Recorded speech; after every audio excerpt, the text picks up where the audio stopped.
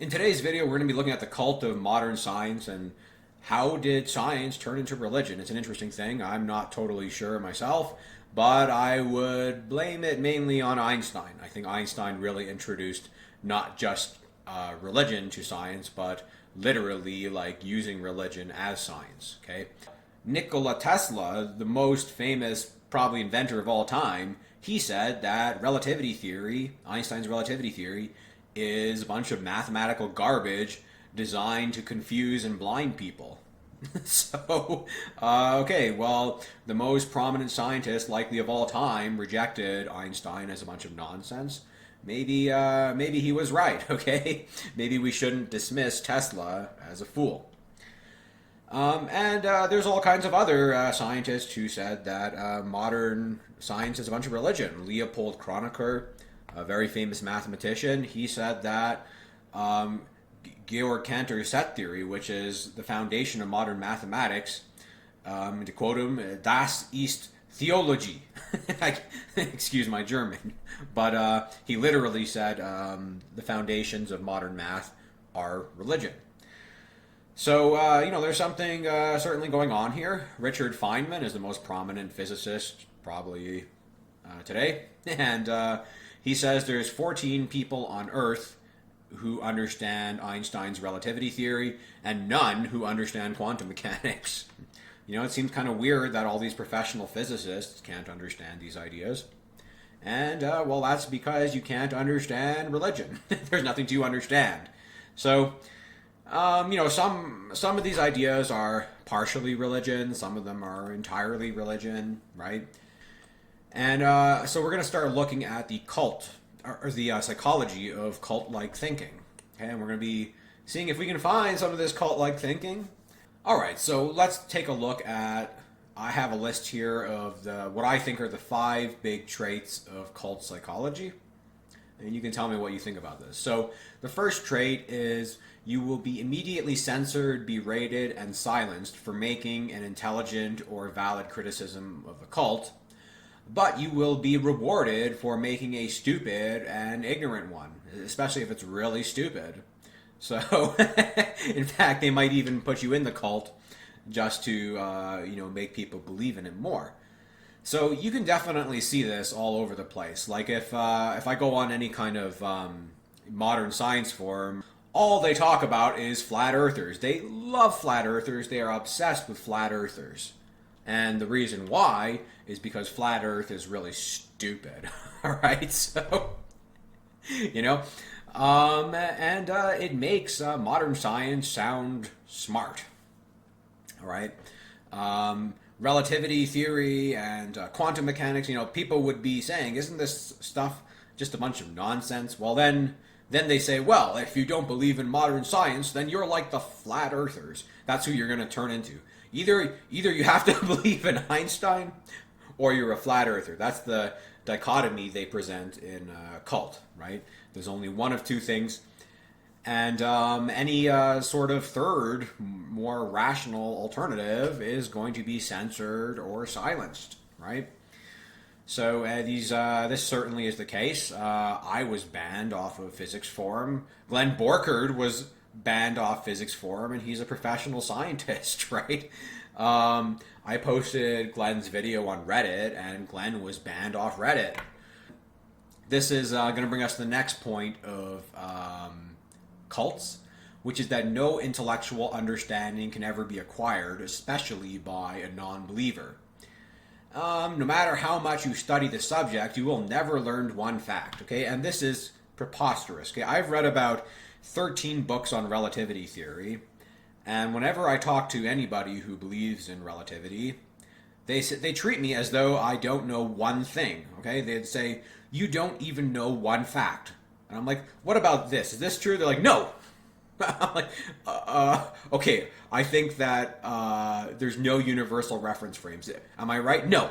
I literally can't get a relativity believer to say that I know even one single fact, despite the fact I've probably read way more literature on the subject than they have. Okay, the believer still knows more, even though they've never read anything, right? So this is a really big thing you're going to see with any cult, and everything is confusing and vague, and it's made to be intentionally unfalsifiable. So it's like really hard to test these things. Like relativity is all dealing with like 1/1,000,000th of a gram of mass increase when you're traveling at a speed that's 10 times faster than the fastest rocket that exists today, right? It's all these really, really difficult things to test. I think it's made intentionally to be unfalsifiable. And, everything in religion comes down to these incomprehensible concepts, right? So like this space-time is the answer to everything. When you have a debate about relativity, the end of every debate is space-time, because nobody on Earth understands what the hell space-time is. How can time be a dimension of space? That's literally what space-time is. And it's the most crazy thing ever. It's like saying mass, is a length, right? How many centimeters long is a kilogram? Space-time. Now, in physics, they have this math wall, okay? And anytime somebody criticizes a concept in physics, they say, but the mathematics is correct, and if you can't learn and refute all this mathematics, then your argument has no merit. Here's the funny thing. Albert Einstein himself said, since the mathematicians have invaded relativity theory, I myself do not understand my own theory. So when Albert Einstein says he doesn't like the over-mathematization of these concepts, that's fine and dandy. Einstein is allowed to do that, but disbelievers not, right? Skeptics certainly not. And the funny thing is, a lot of the math and relativity is really basic, okay? So, for example, Einstein's equation in mass increase is just high school algebra. It's really not that hard. And the other thing is, the mathematics is generally correct, okay? Like in physics, I look at the math, given you accept the conceptual model. But the problem isn't with the math, the problem is with the concept, okay? So I can make the argument that if 2 plus 2 is 4, I am an almighty and perfect God. Okay, well, 2 plus 2 is 4. Does that prove I'm right? The next thing in a cult is a profound egoism and sense of superiority. Everyone who's a member of the cult is superior to everyone who's a non-member, and there's a toxic narcissism and condescension that occurs. And the worst part about this is they're going to flip this then, and they're going to say that anyone who doesn't believe in the cult is the one who's egotistical. They're going to do all this projection, right? So, they're going to say, you're a stupid, uneducated piece of garbage, and you're so egotistical. What? You're the one calling me names. Aren't you being egotistical? No. Which area of modern science is the most cult-like? Well, it's probably physics, okay? Physicists are the ones saying you can travel back in time and, there's 1,000 multiverses a second. Every time you look at something, the multiverses collapse, And where is this sense of superiority in academia? Where is this, hierarchy thing? Well, it just so happens that physicists are the most prominent thinkers. They are the smartest intellectuals who have the best understanding of reality, right? Interesting. I don't see why. I mean, you could take biology and you could mathematize it. For example, in cable theory, this is advanced neurology. They use a bunch of calculus to, calculate how these neurons transmit information and things like this. So biology is you have to be really good at math to do biology, and math, makes you smart or whatever, right? You have to do a lot of hard mental processing. Okay, the next big thing is cults have a huge social hierarchy, and they worship people, and they use this as a way of discerning truth. Since there's no logic or evidence in a cult, how do you actually know what to believe? Well, it's based on conformity and worshiping the people at the top of the hierarchy. Einstein was a genius. We worship him, right? Niels Bohr was a genius. We worship these people. we don't understand them. And what's really a good way to test this is you can see that the exact same argument will be treated as stupid if it's from a disbeliever or a low-ranking cult member, and it'll be treated as very intelligent if it's from Einstein. And you can see this very clearly. If I say Einstein said this and that, people go, "Oh, lovely, lovely, lovely," right? But if I say this is an argument by a flat earther, and it said the argument was stupid, even though it was a valid argument. And the next thing we're going to talk about, the last point of cults, is this. I think this is probably the most common tactic I see, and this is argument through exhaustion and sending people on wild goose chases. So again, maybe this is kind of similar to what I'm saying before, but book throwing is the most common tactic. Anytime someone challenges a cult, they're going to throw a book at you, and it's going to be a big book that's going to take you a long time to read. And if you actually read this book, they're going to say, "Oh, you still don't understand it. Here's another book. Here's another book. Here's another book." There'll always be another book they're going to throw at you, right? And if you read the book, you still won't have learned one thing, okay?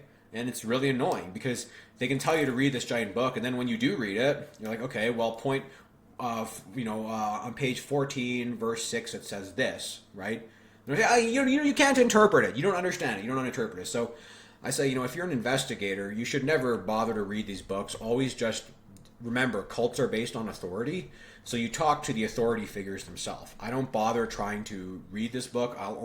If I want to investigate physics, I'll only talk to a physicist or someone who's high ranking, because this way people can't say my interpretation is incorrect. They have to call their own, they have to attack their own priests, per se, right?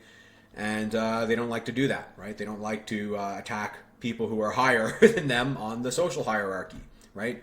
So immediately, this is really the only way you can deal with a cult. You have to get these arguments directly from physicists, and there's a reason they don't like talking much to the public, especially on these subjects. It's really bizarre, and you can see all these cults. And I recently found this one on Godel.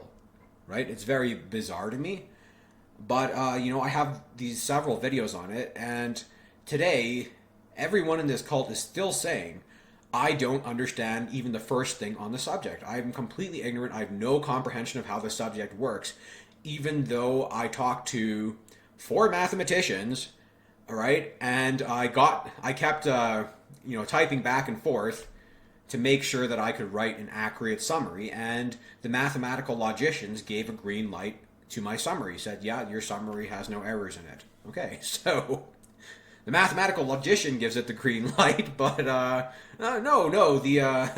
everyone else on Reddit, they know better than the mathematical logicians. So anyways, what do you think? Do you think modern science has a ton of religious elements to it? Do you think I'm onto something here? Well, okay, let me know your thoughts.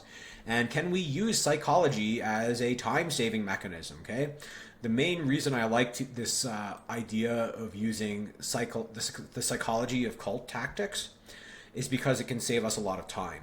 Okay, to actually learn all this relativity stuff, to learn all this quantum mechanics stuff, it takes a lot of time and energy, right?